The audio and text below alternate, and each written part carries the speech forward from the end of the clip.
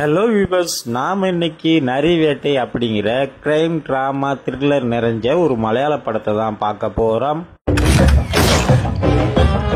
இந்த படம் ஓப்பனிங்லயே நம்ம ஹீரோவை ஒரு கைவிலங்கோட நிறைய பேர் இழுத்துட்டு போறாங்க. இடம் எந்த மாதிரி இடம்னு பாத்தீங்கன்னா பழைய குடோனு. அந்த குடோன்ல நிறைய நெல் மூட்டை ஏதோ ஒரு மூட்டையெல்லாம் இருக்கு.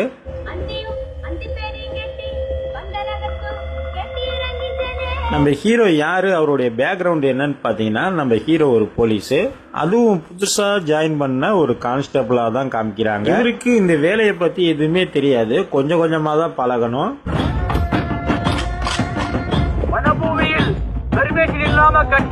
இப்ப நம்ம ஹீரோடைய வேலை பாத்தீங்கன்னா வன காட்டு பகுதியில சில ஏரியாக்கள்லாம் அவங்க ஆக்கிரமிச்சுக்கிட்டு இருக்கதா. இங்கே வனவிலங்கு பகுதி, இங்க யாரும் இருக்காதீங்க, வேற பக்கம் போங்கன்னு போலீஸ்காரர் சொல்றாங்க.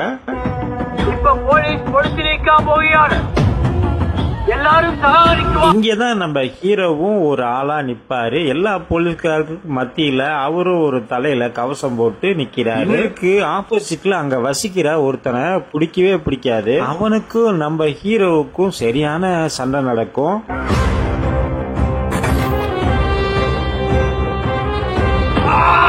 அது ஒரு பக்கம் போக, இன்னொரு பக்கம் பெரிய ஆபீசர் இந்த அம்மாவை கூப்பிட்டு விசாரிப்பாங்க. அப்பதான் யாருக்கிட்டையும் வம்பு பண்ணாத அப்படின்னு சொல்லி அந்த ஆளை வார்னிங் பண்ணி அந்த அம்மா கூட்டு போவாங்க.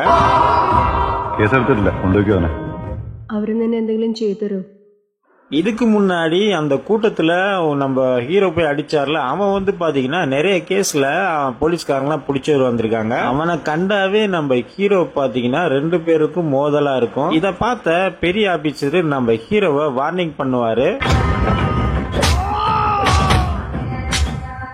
இந்த ஹீரோயிசம்லாம் இங்க வேண்டாம். இங்க எந்த காரணத்துக்கு வந்தோமோ அந்த மக்களை சமாதானப்படுத்தி அவங்களுக்கு என்ன தேவைங்கிறது கவர்மெண்ட் பாத்துக்கும், நீ எதுவும் பண்ண வேணாம், அவங்க கூட எந்த பிரச்சனையும் வேணாம் அப்படின்னு சொல்லிட்டு அந்த ஊர்ல முக்கியமான 2 பேர்னா இவங்க 2 பேராலதான் அந்த ஊருக்கு வீடு வேணும்.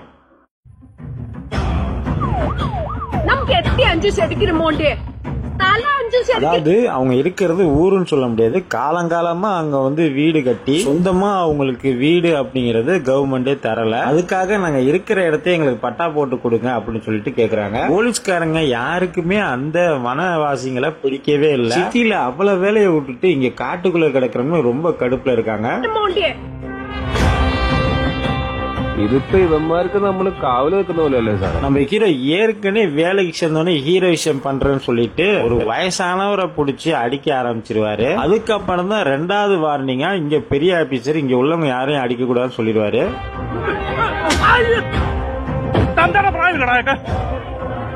இந்த வனப்பகுதியில உள்ளவங்க நைட்டு விசேஷமா ஒரு திருவிழா மாதிரி கொண்டாடுறாங்க. பாட்டெல்லாம் பாடி தீப்பந்தம்லாம் வச்சுக்கிட்டு டான்ஸ் ஆடுறாங்க. காலையில விடிஞ்சதும் பாத்தீங்கன்னா மிலிட்டரிக்காரு அடிபட்டு வருவாரு. என்னன்னா இந்த வனப்பகுதியில தீவிரவாதி நடமாட்டலாம் நிறைய இருக்குன்னு சொல்றாங்க.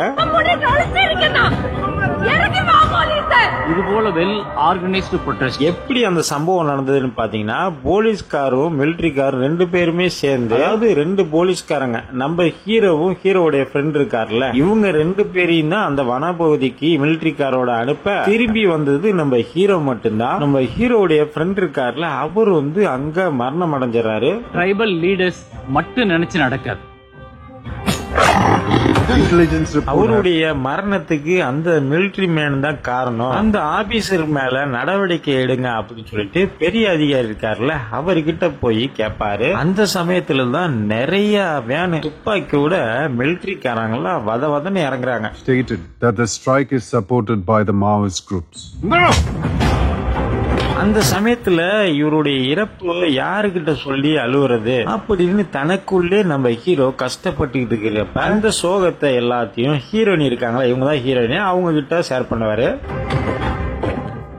എന്നാലും പോലീസുകാർ ഇങ്ങനൊക്കെ ചെയ്യുന്നു വിശ്വസിക്കാൻ പറ്റുന്നില്ല. நம்ம ஹீரோடைய வழி ஒரு பக்கம்னா இந்த வனவாசிகளோட வழி இன்னொரு பக்கம். இவங்களை ஒழுங்கா நீங்க இங்க இருந்து காலி பண்ணி ஓடிருங்க, இல்லைன்னா விளைவுகள் எல்லாம் மோசமா இருக்கும், நீங்க எல்லாம் செத்துருவீங்கன்னு சொல்ல മുഴുവൻ പൊളിച്ച് സ്ഥലം വിട്ടോളണം.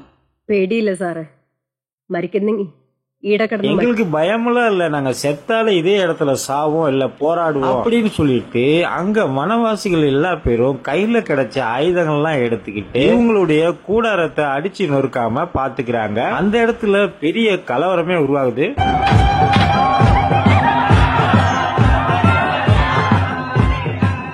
கலவரத்துக்கு முக்கிய பங்கு இந்த பெரிய ஆபீசர் தான். கவர்மெண்ட் கொடுத்த அரிசி பருப்பு எல்லாத்தையும் ஆட்டைய போட்டு அந்த மக்களுக்கு எதையுமே வழங்காம குடிக்கிற தண்ணிய கூட கலப்படம் பண்ணி இப்ப இந்த போலீஸ்காரோட புல்லட்டை வச்சுக்கிட்டு அங்க நடந்த எல்லா வனவாசிகள் கொலைக்கு நீதான் காரணம், நீதான் எல்லாத்தையும் சுட்ட, அதுவும் துப்பாக்கிலன்னு சொல்லி மேல கேச போட்டு உள்ள தள்ளிடுறோன்னு அந்த பெரிய ஆபீசர் மிரட்டுறாரு.